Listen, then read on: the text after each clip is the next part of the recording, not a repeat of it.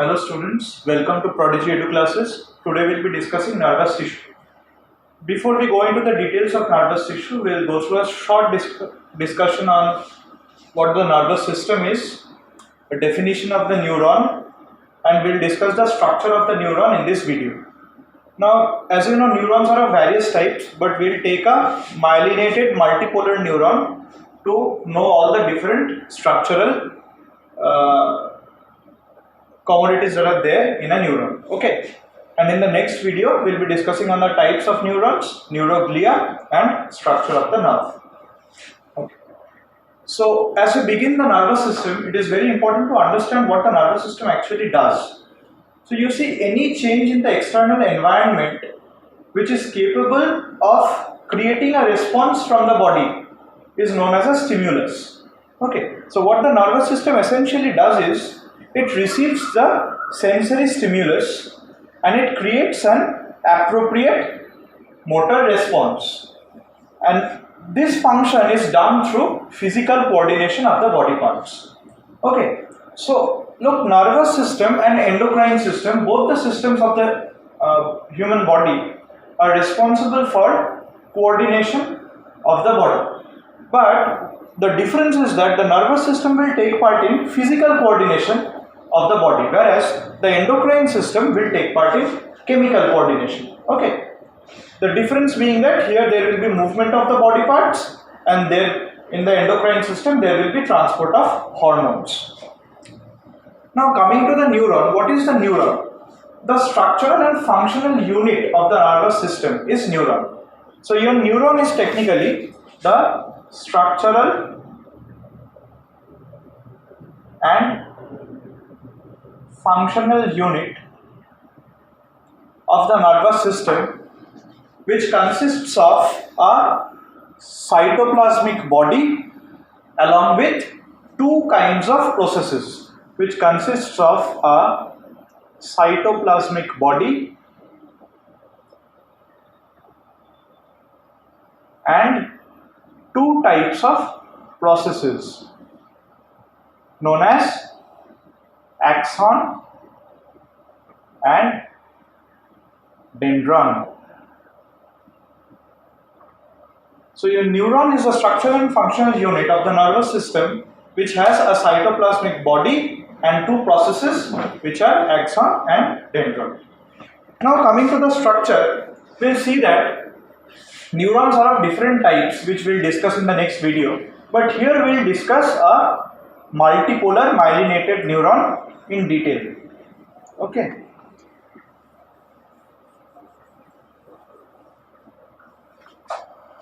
In general, if you look at the nervous tissue,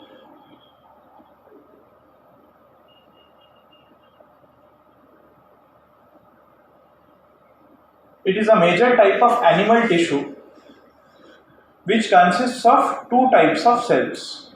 One is neurons, another is neuroglia.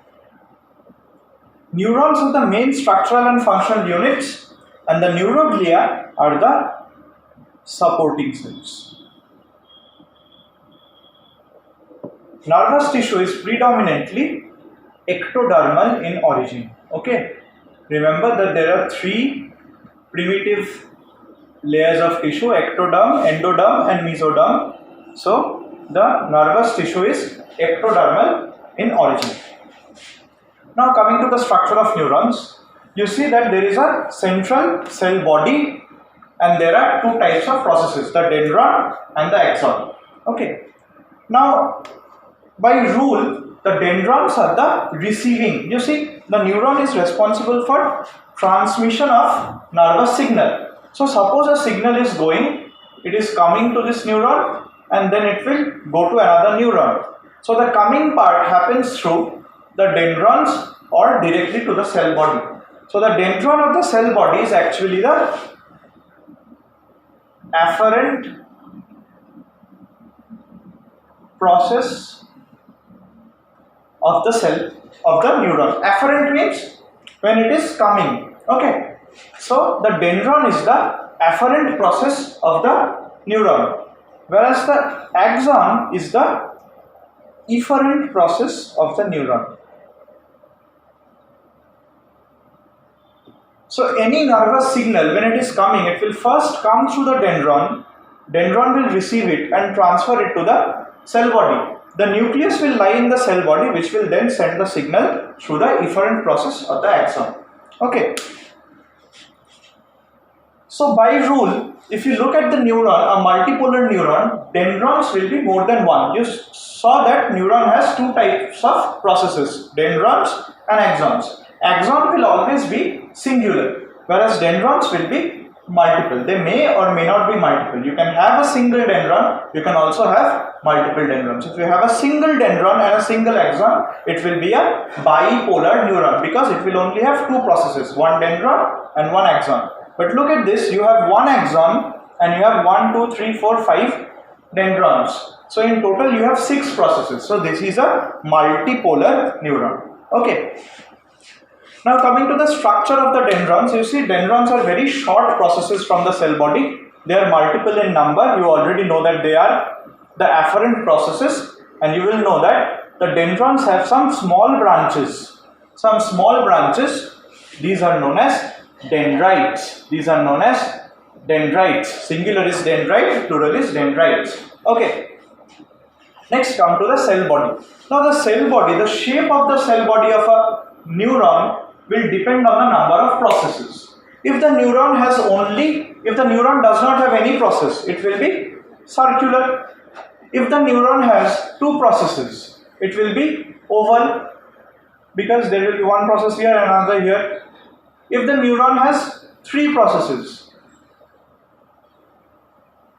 two small dendrons and one axon, then the cell body will be triangular. So the shape of the cell body will vary according to the number of processes. So in a multipolar neuron, the shape of the cell body will be polygonal. So when you write about the shape of the cell body, write that it may be circular, oval, triangular, polygonal, depending on the number of processes. Okay. Next, coming to what's inside the cell body. You see, you'll have a standard eukaryotic nucleus, which will have, like you see the chromatin reticulum, a double layered nuclear membrane. This is the nucleus. In the cytoplasm of the nucleus is known as nucleoplasm. The cytoplasm of the neuron, which is present in the cell body, is known as nucleoplasm. This nucleoplasm contains some protein-rich granules. These in red, some protein-rich granules, which are known as Nissl granules.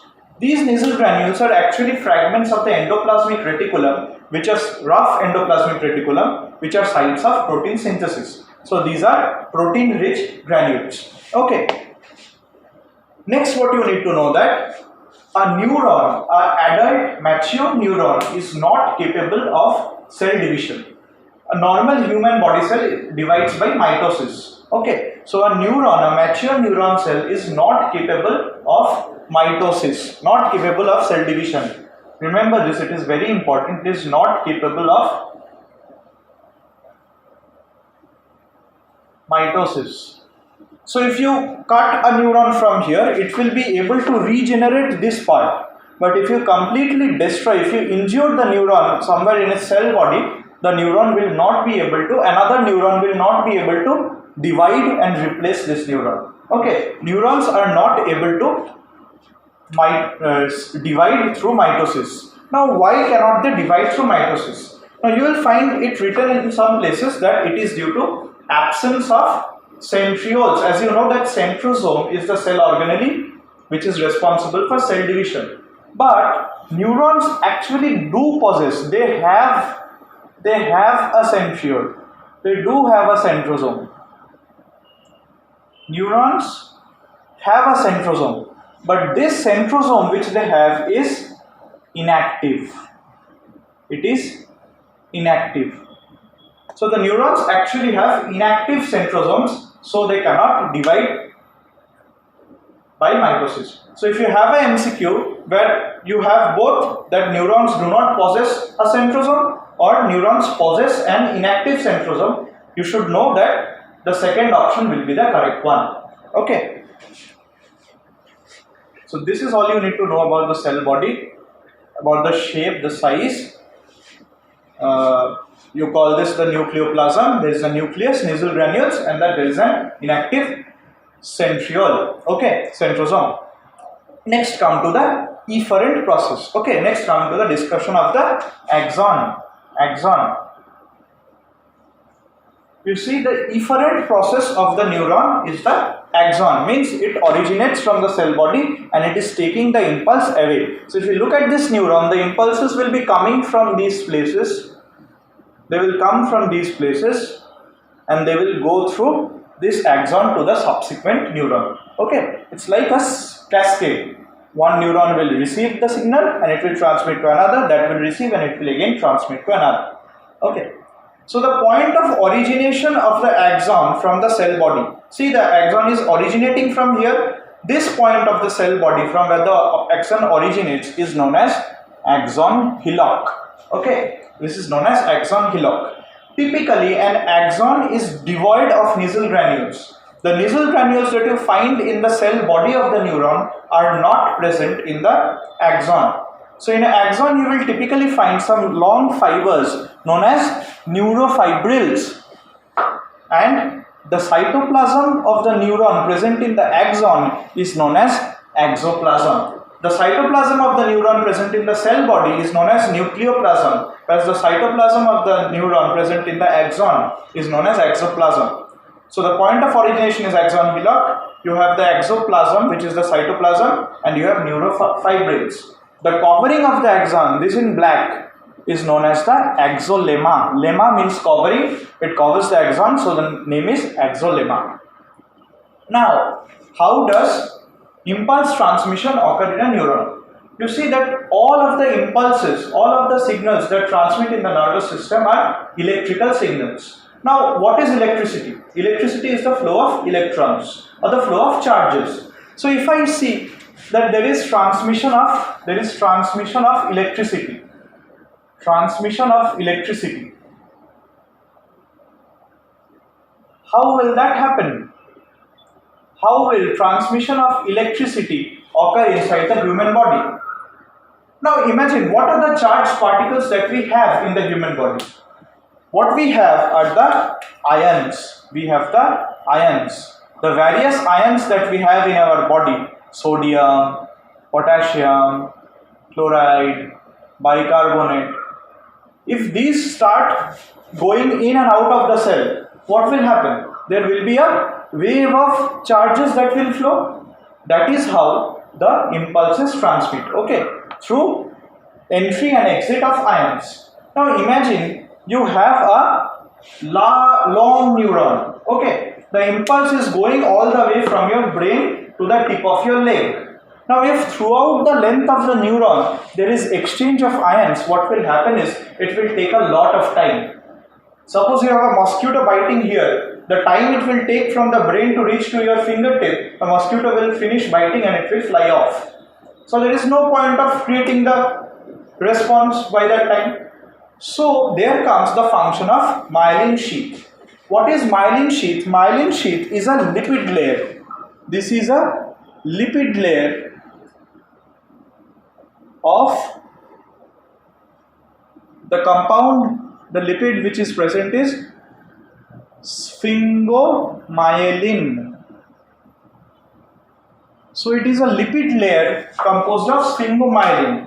What this myelin sheath does is, look that this lipid layer, this lipid covering of the axolemma is discontinuous. It is present over here, then it is absent for a bit. It is present over here, then it is absent for a bit. What it does is, where this lipid layer will be present, when there is lipid, will there be exchange of ions? Ions are water soluble, so they are lipid insoluble. So wherever there will be lipids, the passage of ions will not occur. So what the myelin sheath essentially does is, it minimizes the areas of ion exchange. So suppose an electric impulse needs to go from here to here. In absence of the myelin sheath, ion exchange would occur throughout this place.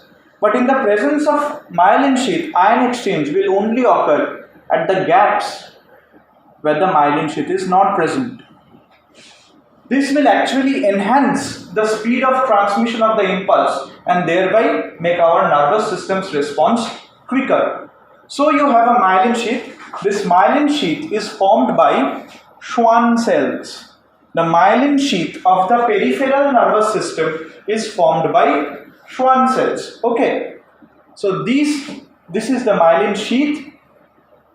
This is the Schwann cell nucleus. It deposits so much of lipid that the nucleus goes to the periphery, and what you see is the lipid. So this is the lipid. You have the Schwann cell nucleus at the periphery, and this is the covering of the Schwann cell. The covering of this membrane of the Schwann cell is known as the neurolemma. So I have written of Schwann cell over here. You need not write this while you label the neuron.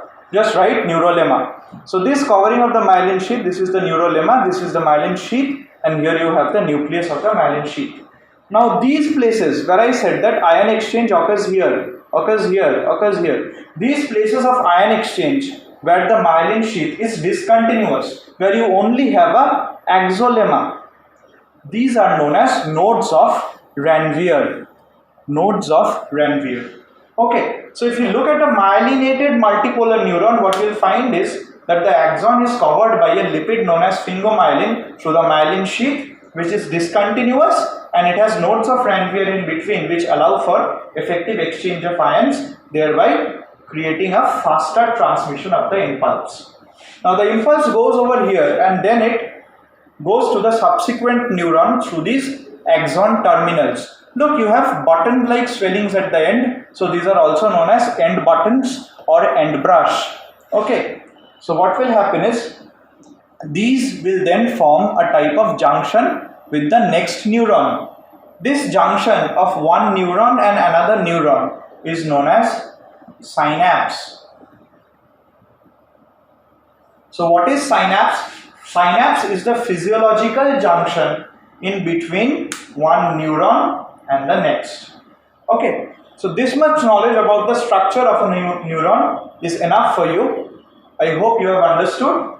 In case you have any doubts regarding the structure of neuron, please write it down in the comment section and we will reply as soon as possible.